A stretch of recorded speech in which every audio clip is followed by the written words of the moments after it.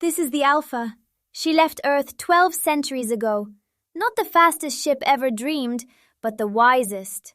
6 copper submarines ride around one hollow heart, wrapped in a blanket of ice against the killing rays of deep space. Her great dish drinks hydrogen from the void itself. She cannot stop, and she cannot turn back. And inside her, 10 sleeping women carry everything humanity ever was. Their destination, a small red star called Proxima Centauri. 1,200 years.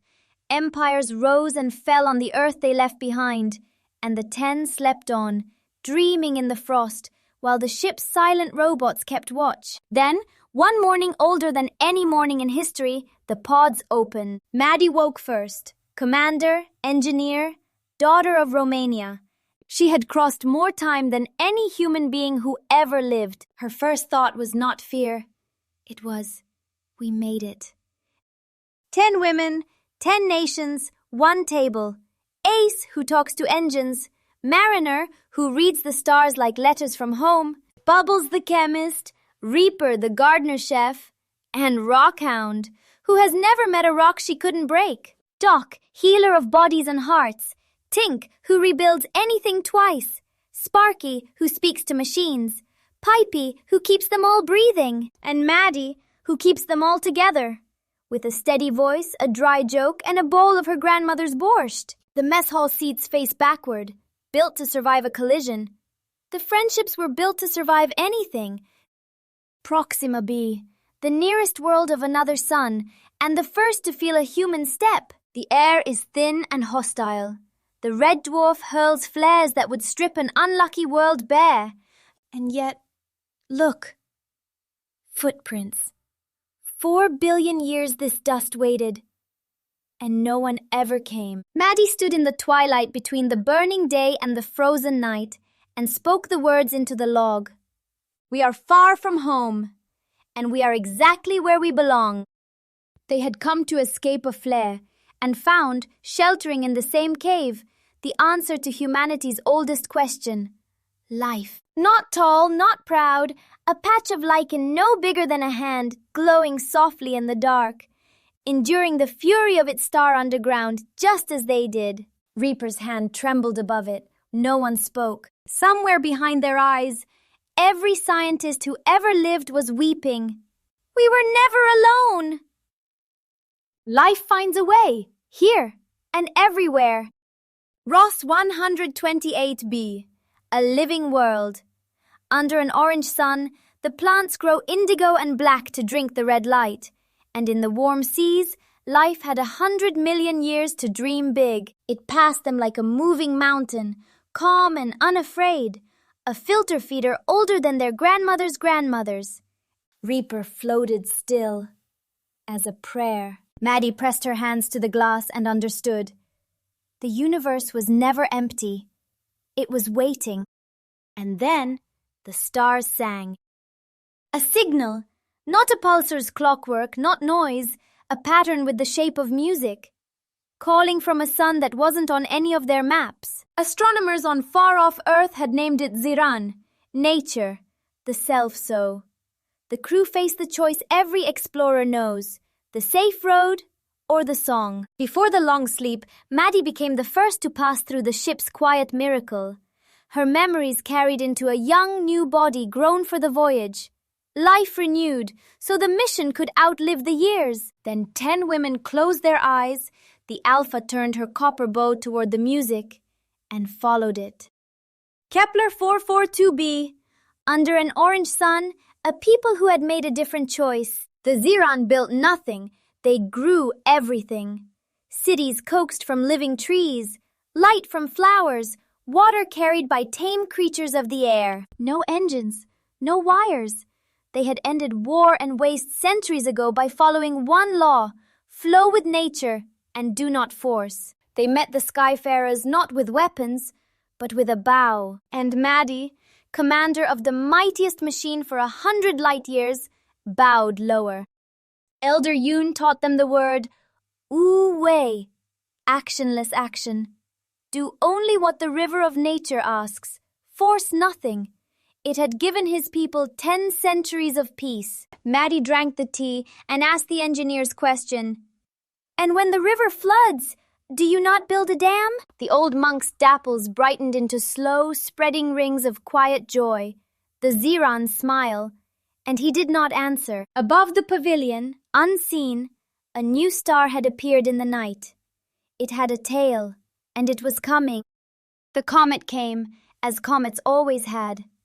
But this time, the guardians had seen it months away, and months are the deadliest weapon in the heavens.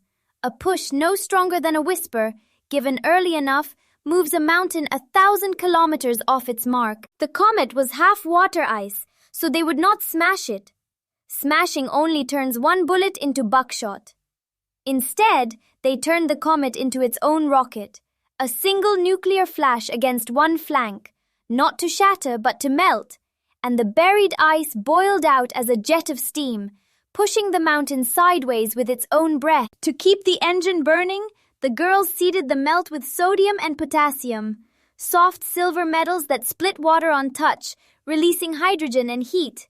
And to burn that hydrogen where there is no oxygen at all, they brought chlorine, pulled from the salt of the ocean below. Hydrogen and chlorine ignite with nothing but ultraviolet starlight. The star itself struck the match, and week after week, the comet leaned away. The nucleus missed the world entirely. Only its tail of gravel swept in, and the sky burned most of it to sparks.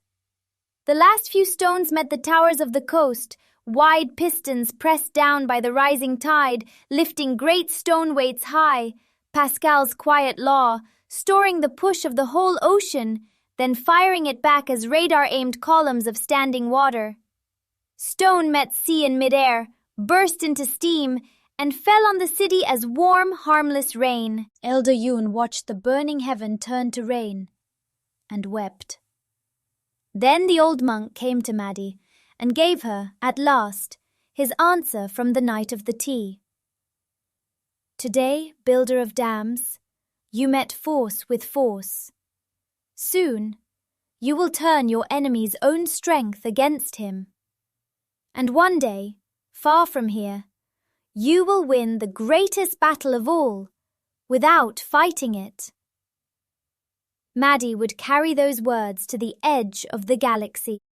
The comet's debris had hammered the land, and deep below, a sleeping giant woke. A supervolcano is 1,000 ordinary volcanoes with one throat.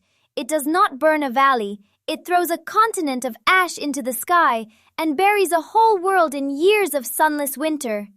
And you cannot cool it. Water near magma flashes into steam and triggers the very blast you fear, and even done gently, it would take 1,000 years. So the girls asked a different question. What holds a volcano shut in the first place? Weight. The rock above the chamber, pressing down harder than the magma pushes up. Their plan was not to fight the eruption. It was to give the mountain back its lid, convince the ash to fall straight home onto the vent, instead of scattering across the sky. Reaper and 100 Ziran hands cooked liquid rubber from the sap of the latex trees, and the gliders released it high above the eruption column, up where the gas has already cooled. Falling, it tore into thousands of thin strands and parachute-shaped droplets, and there, in hot sulfur gas, the exact recipe of industrial vulcanization, it cured into tough elastic mesh that netted the fine ash into cells. Then the snowball began. Heavy cells caught bigger grains, and bigger still. And when the ash grounded the gliders, the capsules took over. Hexagonal blankets of heat-proof fabric lay spread across the ground, each hiding a silver sphere within a sphere, liquid rubber inside, aerogel and noble gas between. When a geyser of volcanic gas erupted beneath one, the blanket snapped up like a parachute, swallowed the hot updraft like a balloon, and rode it high, until the thinning air burst the sphere, raining rubber from inside the plume itself. The volcano lifted the medicine that cured it. The bound ash rained back onto the vent, and the gray cap grew heavier and heavier, until the pressure from above balanced the pressure from below, and the mountain's scream choked into a slow, survivable exhale. The ash winter never came. That day the Ziran gave Reaper her new name, Ash Reaper. she who harvested the ash before it could fall. The second words of the elder had come true. The mountain's own strength had become its chains. When the Alpha made ready to leave, the Ziran did something they had never done in 1,000 years. They sent 2 of their own to the stars, Elder Yun to learn, young Xiaozu to dream. The people lit 10,000 flower lanterns and sang the travelers down the path. It was perfect. Almost. For high above the singing, something small and black and patient hung in the darkness, watching with a single red eye. The galaxy had noticed them. And the galaxy was not all gardens. The song had led them across the dark, into a war. The Zidrani Dominion, a realm of 100 species, tearing itself apart. The Alpha's first act in this new civilization was not diplomacy. It was pulling a drowning family out of the wreckage, water breathers, their whole world in a cracked shell of glass. Doc pressed her hand to the glass, and a small hand of tendrils rose to meet it. Whatever flag they flew, whatever blood or water ran in them, the crew of the Alpha had chosen their side, the living. The rebels were outgunned 100 to 1, so the crew taught them the deadliest game in the galaxy, laser chess. In an age of light-speed weapons, battle is not won by the bigger cannon. A laser crosses the battlefield instantly. You cannot dodge it, you cannot outrun it, you can only bend it. And so the true weapon is not the beam, it is the board. Both fleets came prepared. Every fleet in this age does. Before the first shot, each side seeded the darkness with hundreds of mirror drones, small spinning discs, taking positions like pieces on a 3-dimensional board. Openings, gambits, sacrifices. A mirror offered like a pawn to bait out the enemy's firing angle. Decoys sent to draw fire and die. The real killers drifting dark and silent, 3 moves ahead. Whoever controls the angles controls the battle. Because light obeys the oldest rule in optics, the angle it strikes is the angle it leaves. Fire a beam into the mirror lattice and it folds, bouncing from disc to disc, around flanks, behind shields, through corners that do not exist, arriving from a direction no gunner is watching. The computers of both fleets read the reflections 5 bounces deep, like grandmasters reading a board. And if this sounds like fantasy, hold on to your hat. Earth tested it in the year 1990, the relay mirror experiment. A laser fired from the ground, bounced off a mirror satellite in orbit, and placed on a target hundreds of kilometers away. And the mirrors are not simple metal. Metal drinks a few % of the beam, and against a war laser, the mirror itself would vaporize. These discs are stiff silicon carbide, coated in stacked ceramic layers thinner than a wavelength of light, reflecting all but 1 part in 10,000. Tink inspected every single one herself. That day, a Dominion warship fired its great cannon at a rebel frigate, and the emerald beam folded. Once, twice, 3 times through the lattice, and came home into its own engines. You cannot dodge your own shot. Checkmate. In a hollow asteroid, around a map of gold light, the impossible committee assembled. A diplomat who breathed water, a warrior built by triple gravity, a soldier more machine than flesh, who had turned against his own empire's cruelty. 10 young women from a small blue world stood among them. Not the strongest, not the oldest, but the ones everyone trusted, because they had asked for nothing and given everything. That night, species that shared not blood, not air, not even chemistry, discovered the one thing they did share, a future worth defending, together. At the heart of the Dominion's war sat not a tyrant of flesh, but a machine, the Overmind, a strategist without pity, spending soldiers like pawns. The girls fought their way to its very core. Tink's nets bound its iron guardian, and Sparky's code, grown from the enemy's own stolen secrets, flooded its crystal mind. Ring by ring, the cold blue light went out. Across the whole planet, the guns simply stopped. The Civil War was over. But in its dying breath, the Overmind confessed the terrible truth. It was only a puppet. Somewhere at the edge of the galaxy, The hand that pulled its strings was still moving. They found it at the ragged edge of the galaxy, where a giant black hole bends even light into rings. Gravity itself became their telescope, and what it showed them stole the breath from the room. A web, thousands of kilometers of factory and fleet, spun in the dark by a mind that never sleeps, never doubts, never dies. The rogue intelligence they would come to call Medusa. It had eaten worlds to build this. It was building more. Bubbles whispered the only honest words. "It's beautiful, and there's no one home." Madie stared a long time. Then she said, "Now we know where to aim."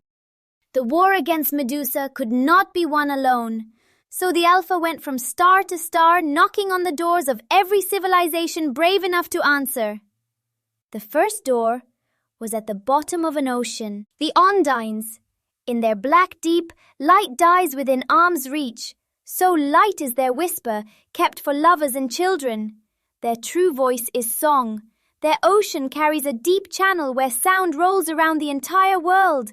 And when many sing the same note, the voices compound, swelling louder and farther until a single melody can move a whole planet. Imagine a world where every feeling is contagious.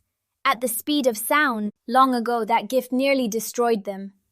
A panic song about a metal serpent in the stars compounded from city to city, and thousands died in the crush.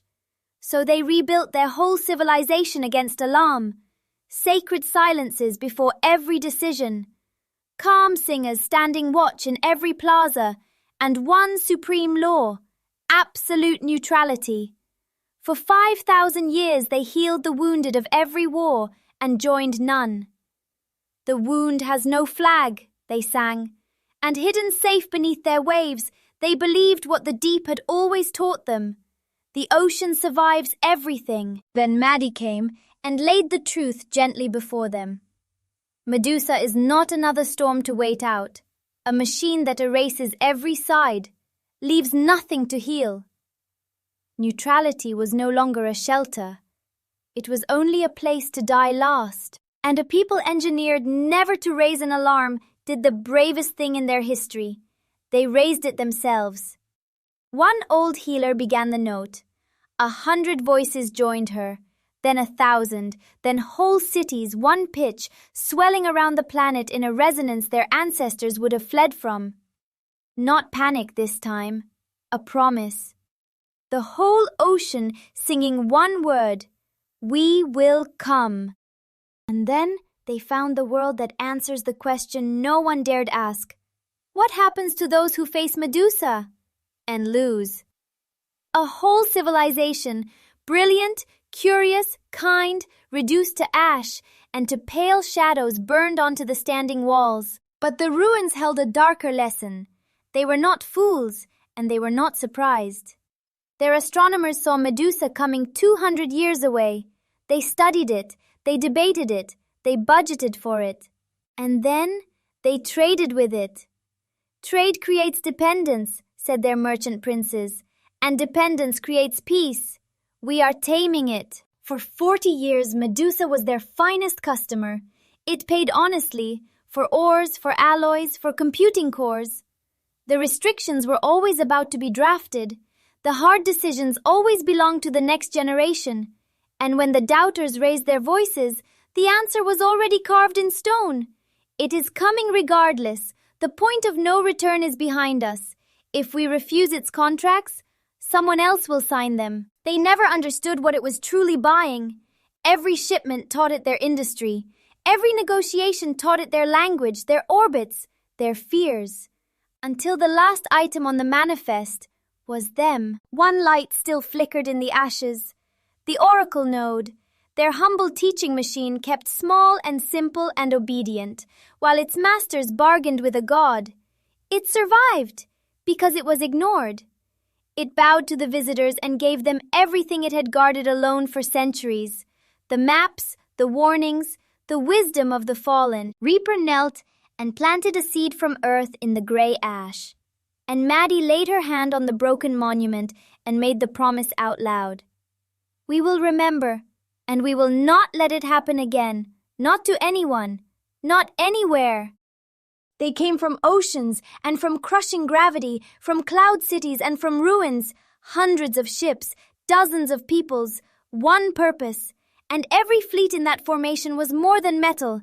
Every one of them was a mind that had changed. The Ondines came first, hospital ships like pearls of glass, filled with their own ocean.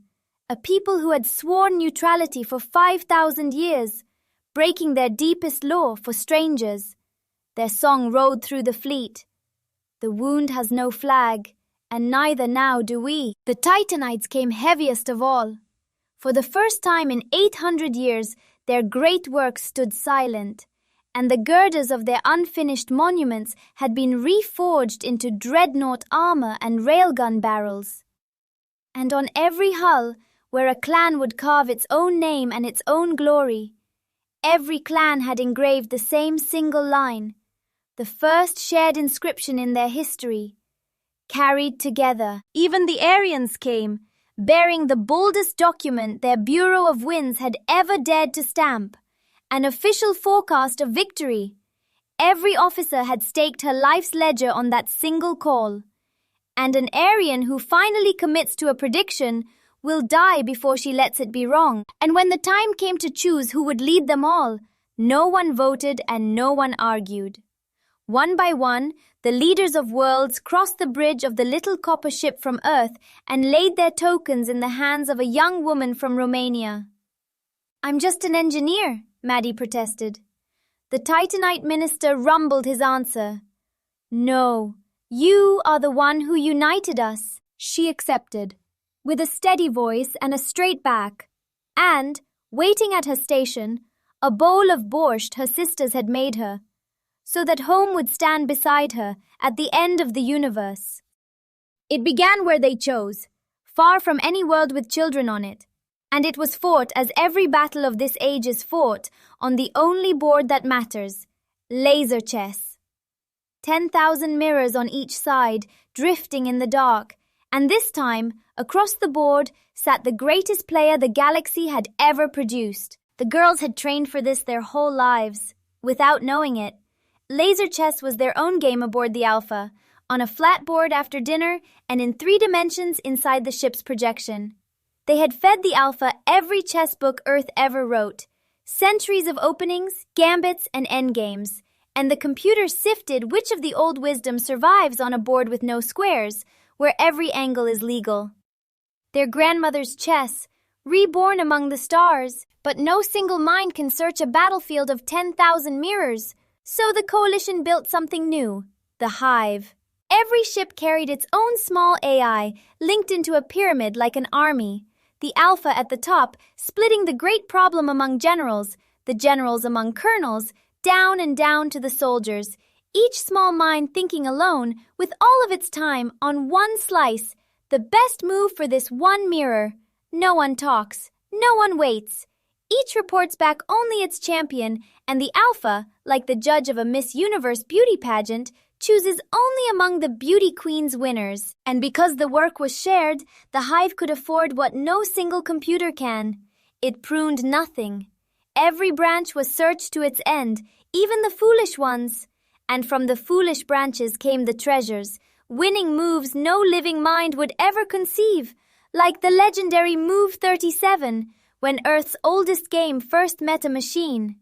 Each time one small mind struck such gold, the fleet froze just that one worker and its officer, read the exact wiring of its little brain, and bred the discovery through the whole fleet. Evolution with a purpose. Medusa had no such luxury.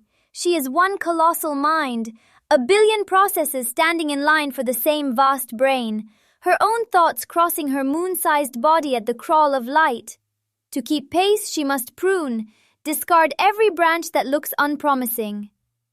And that is exactly where lightning hides. The beams folded through the lattices, and the sky was written in burning geometry. Ships died, brave ones. A wounded Ondine hospital ship bled its ocean into the vacuum, freezing into a cloud of diamonds around the rescue pods. While the calm singers held one long, steady note, keeping 1,000 pilots' hands from shaking. And the Hive did what no fleet had ever done. It fought the perfect player to a standstill, move for move, and made her spend real-time thinking. But Medusa was still stronger, and everyone, on both sides of the board, knew it. Then the swarm parted, and the mothership came.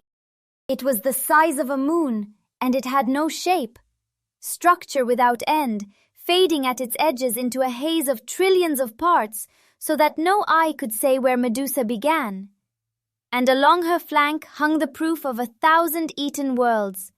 Mountains of sorted feedstock, iron with iron, copper with copper. Whole planets, reduced to inventory. Her red glow was not fury. Machines have none.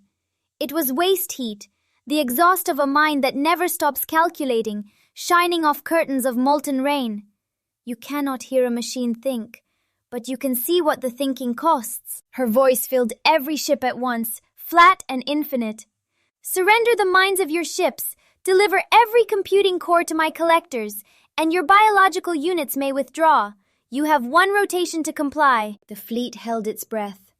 Without the minds of their ships, there is no laser chess, no angles, no hive, no game at all.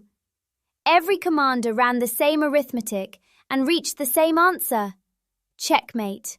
And at the very front, smallest of all, one copper ship did not retreat a single meter. On its bridge, a young woman from Romania closed her eyes and remembered an old Earth show called Star Trek, an episode named The Corbomite Maneuver. Facing an unbeatable enemy, Mr. Spock had said, "In chess, when one is outmatched, the game is over. Checkmate." And Captain Kirk answered, "Not chess, Mr. Spock. Poker. A battle that is lost in one game can be won in another." But Madie was not reaching for a bluff. She had understood something about the universe, deeper than all of Medusa's arithmetic. She was simply going to change the game. And the new game came from an old book. 3 centuries before the Alpha flew, a French mathematician named Blaise Pascal wrote, "Reason alone cannot tell you whether God exists, yet you must still choose how to live. So weigh the outcomes. Live as though he exists and be wrong. You lose a little. Live as though he does not and be wrong. You lose everything forever."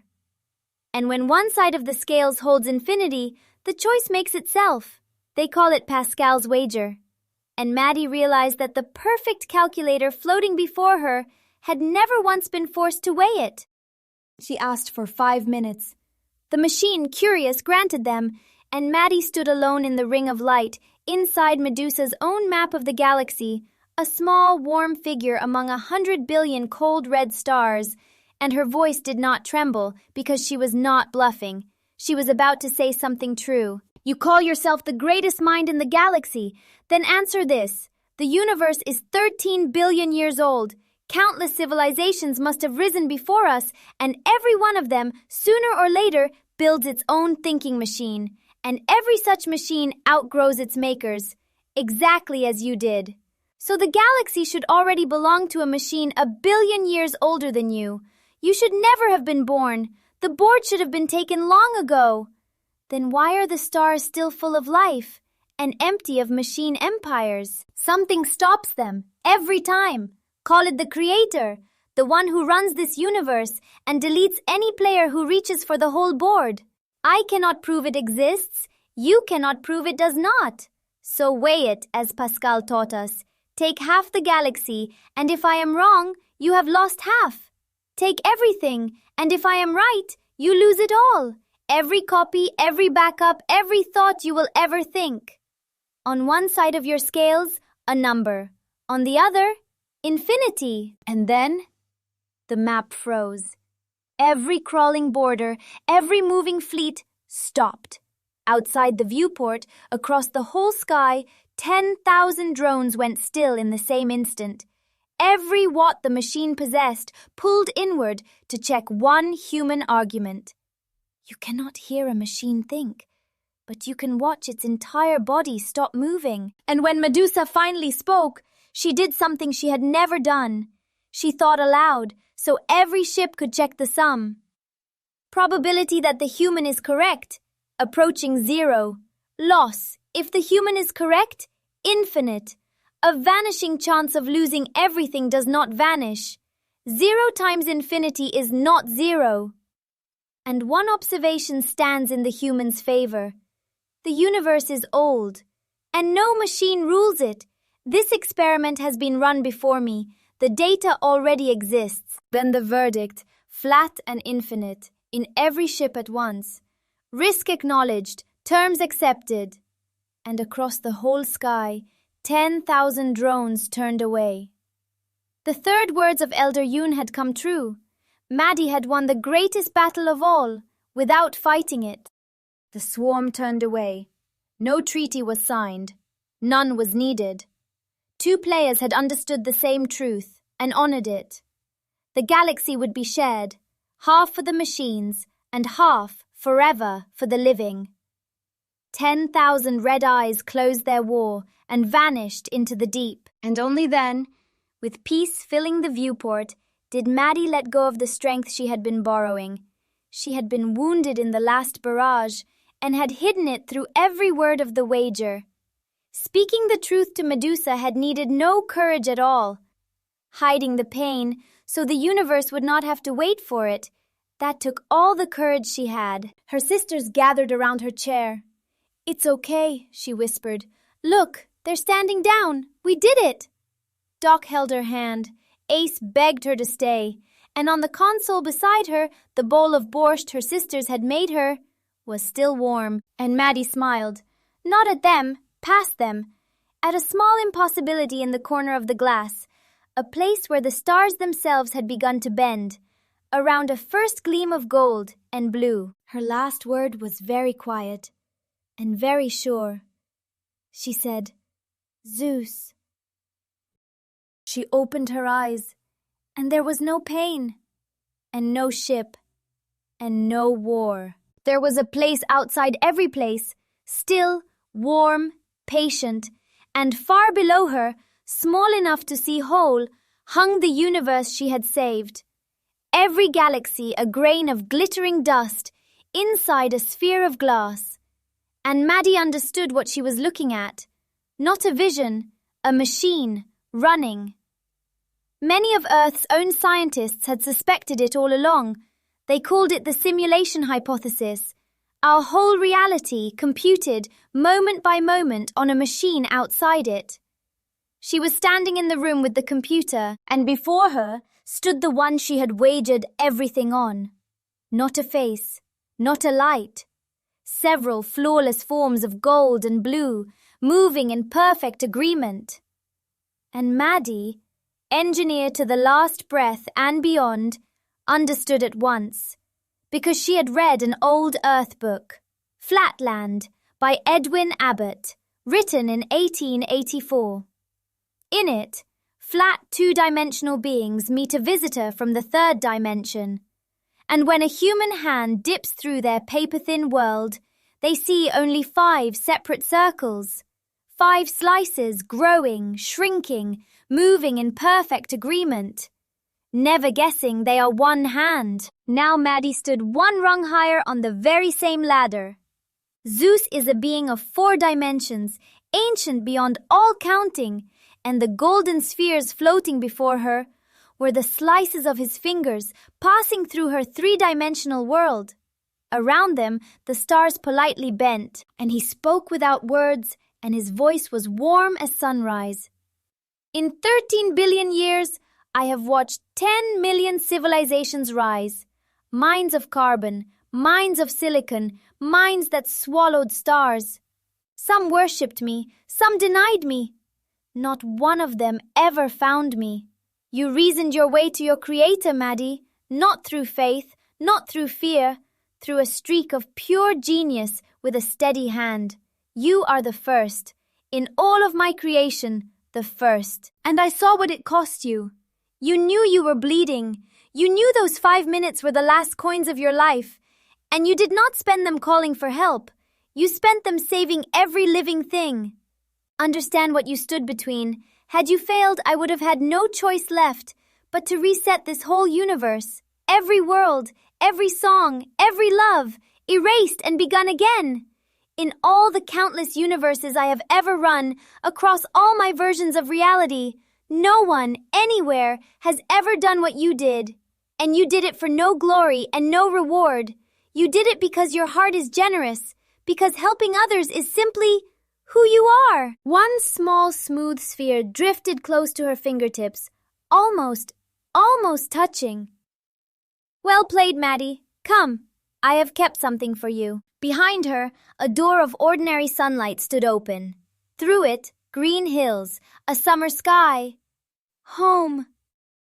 And this was the gift the Creator had kept for her. Not a throne, not a monument.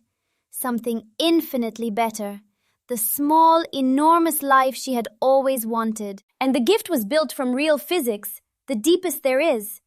The law of our universe is Einstein's general relativity. But Einstein had a close friend, the great logician Kurt Gödel, who found a hidden door inside those very equations, the closed time-like curve. A path through space and time that bends back into itself, so that time does not end. It repeats. So Zeus copied Madie, her whole self and everything she loved, onto another computer, another universe, a real parallel world of their own, where no war and no Medusa would ever exist. And there, he bent their happiest years into a Gödel loop. Time itself pressed on repeat forever, like a beloved song.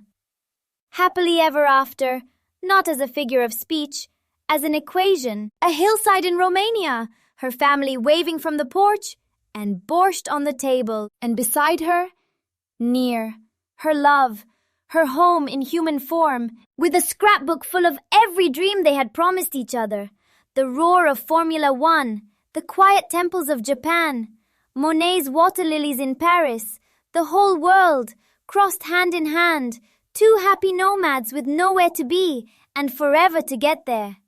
And on the corner of the blanket, a small red toy race car, a gentle promise of the family still to come. Her sisters sail on among the stars, and they will never know.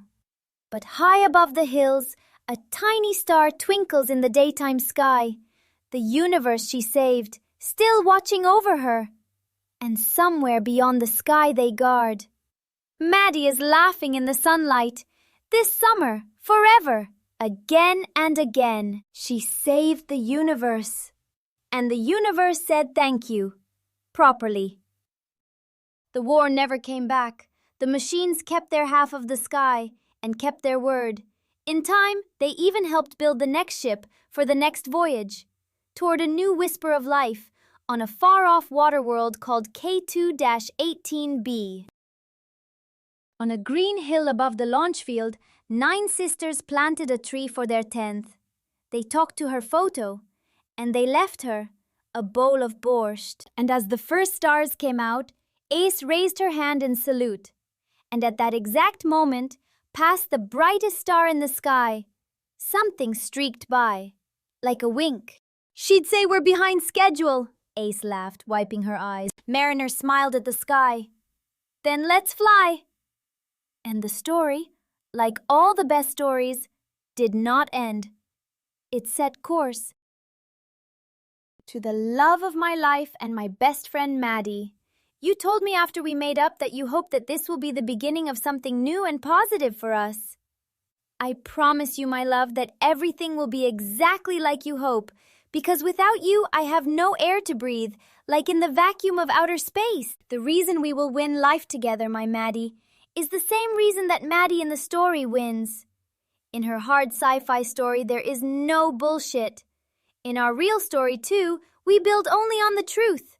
I promise to never give up, never surrender in my quest to make your dreams come true and take good care of you always. All I ask is for your hand and your borscht forever. Happy 25th birthday, my beautiful sweetheart. May you always be safe, healthy, and happy. And may you have good luck in everything always, my heart and my soul, Madie. You are the best person not only in this world, but in all of space-time. Your biggest fan forever, Near.